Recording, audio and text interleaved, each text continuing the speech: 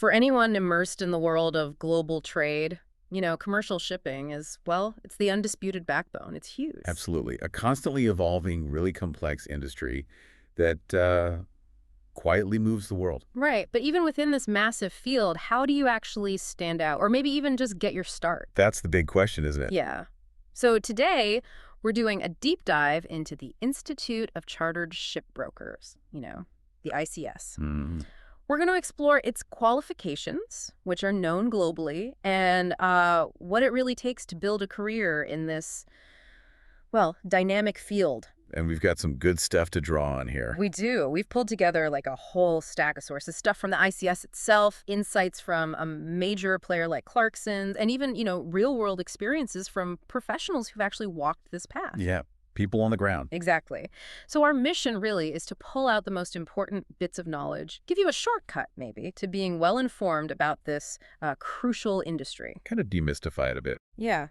We'll unpack what the ICS actually is, why its qualifications are, so highly valued, and what that path to a shipbroking career truly looks like. Sounds good.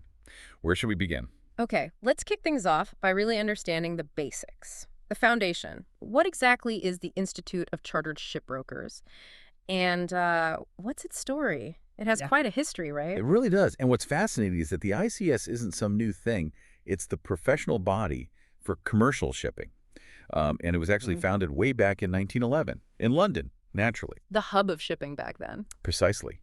And then just a few years later, 1920, it received a royal charter from the Privy Council. And this wasn't just like a fancy piece of paper. No. No, it really cemented their commitment to ethical standards and, importantly, education within the shipping world. Okay, so established early on with high standards. Yes. And from those early days, they always seem to have bigger ambitions, global ambitions. And by 1989, they made a really significant move. They amended their royal charter to essentially open membership worldwide. They dropped the UK and Commonwealth restrictions. Right, so truly international. Exactly. Which is why today you see ICS branches in, over 30 countries? It's a genuine international network. Wow. And the scale now. It's significant. We're talking over 4,000 individual members and fellows, plus over 100 company members. So yeah, a major global presence. That is quite a journey from London to, well, everywhere. So for someone listening, maybe thinking about joining this industry or moving up, what does all that history and reach actually mean for them? Well, that really brings us to the core question, doesn't it? Why bother investing time and money in an ICS qualification? And the biggest answer, I think, is global recognition, credibility. It's seen widely as the industry standard, the benchmark for excellence. So employers know it. They value it. They really do. Sources say employers highly regard these qualifications, which, practically speaking, makes it easier to find jobs and advance your career. Okay, that's tangible. Very. And those letters, MICS for member, FICS for fellow, they give you a real point of difference. They signal trust, competence, and professional standing worldwide. It's almost like a kite mark for the industry. Like an instant stamp of quality. Exactly. As one member put it, it shows those with whom I'm dealing that I have a broad knowledge of shipping and a professional standard. You carry that reputation with you. That instant recognition sounds incredibly valuable, yeah. But beyond the prestige, what about the actual learning? Is the knowledge you gain, practical, comprehensive? Oh, absolutely. That's a key focus.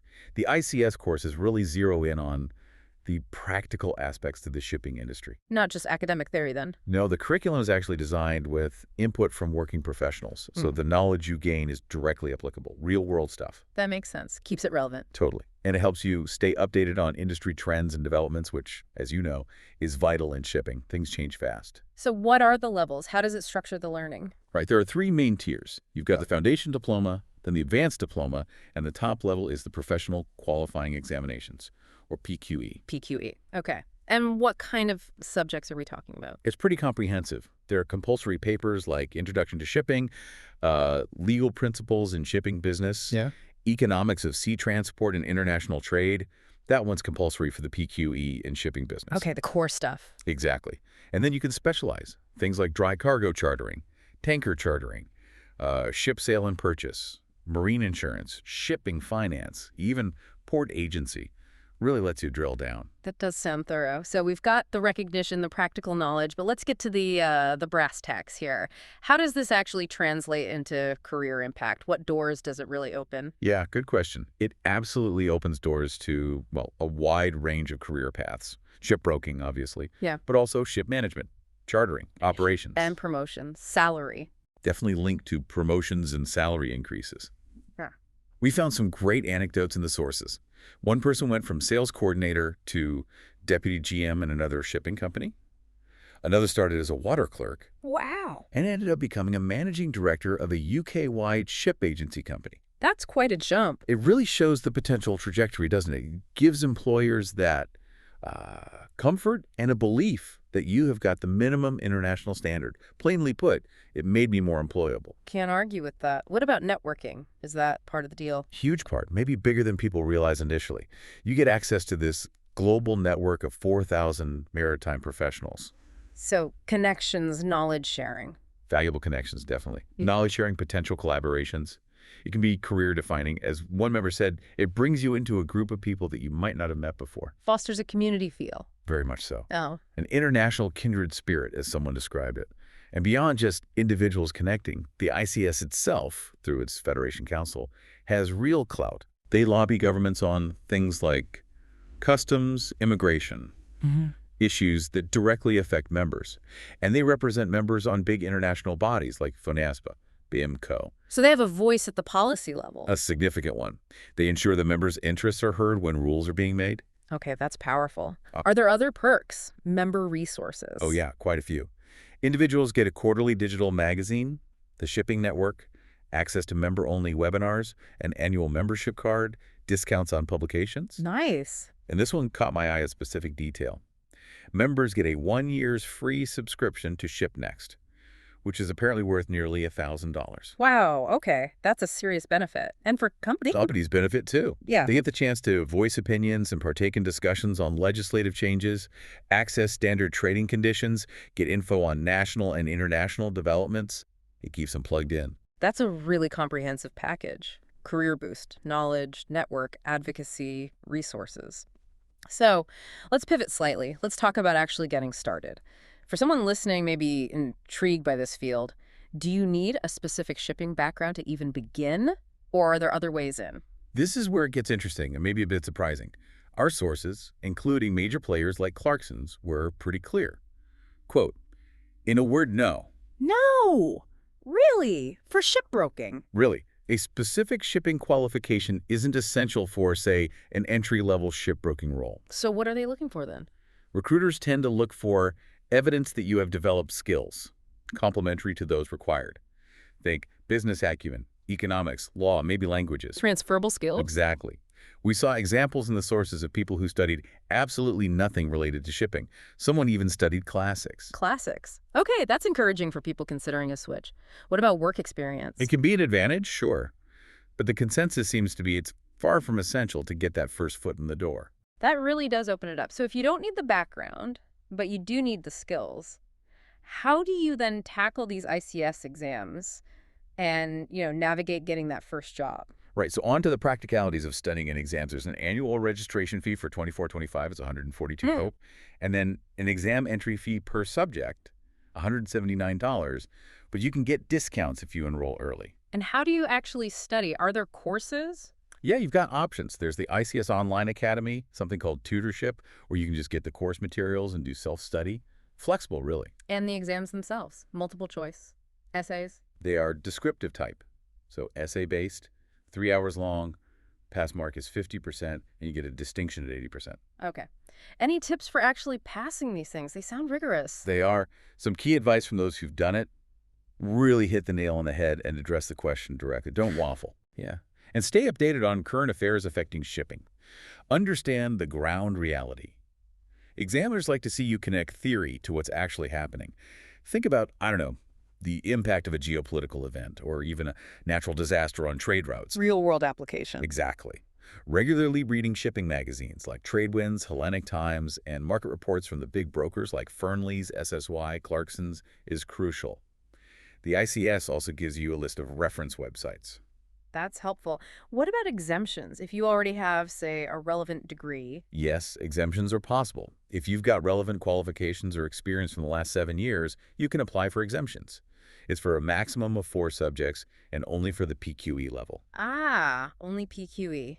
And there's a fee, I assume. There is 195 slowers per subject you get exempted from. Yeah. And it's important to know some compulsory subjects like shipping business, you generally can't get an exemption for. Okay, good to know. So beyond the exams themselves, how do you actually break into the industry? Land that first job. What's the strategy? Well, number one seems to be doing your research, really understand the industry, but also the specific company culture.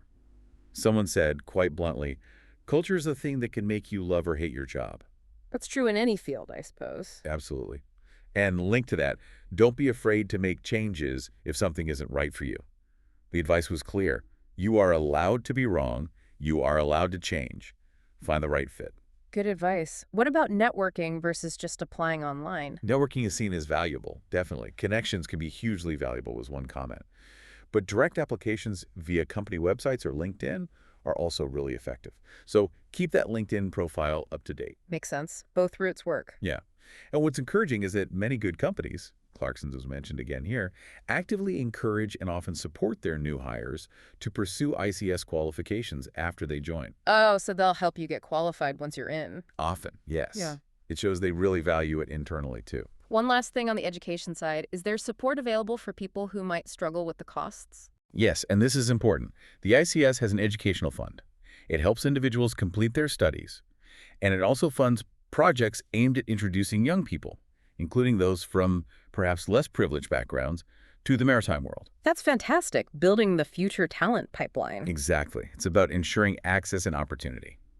Well, we have certainly covered a lot of ground today, from the long history and global reach of the ICS right through to the very real career benefits of its qualifications, and some solid practical advice on actually entering the commercial shipping world. It seems pretty clear that, while you might not need that formal shipping background just to get started, continuous learning, professional development, especially through a body like ICS with that global recognition, can really truly accelerate your career. Absolutely. And if we sort of connect this to the bigger picture, we live in this increasingly digital world, data everywhere. Yeah. But in shipbroking, trust, personal relationships, they still seem absolutely integral. It's still a people business at its core. Very much so, it seems. Which raises, I think, an interesting question for you listening. How will you continue to demonstrate your professional standards, your value, in an industry where maybe data is easy to get, but that deep human connection, that profound knowledge, that's more vital than ever? That is something to think about. How do you build and show that value beyond just the data points? We hope this deep dive has given you plenty to mull over and maybe, just maybe, inspired your next step in becoming even better informed about this fascinating industry.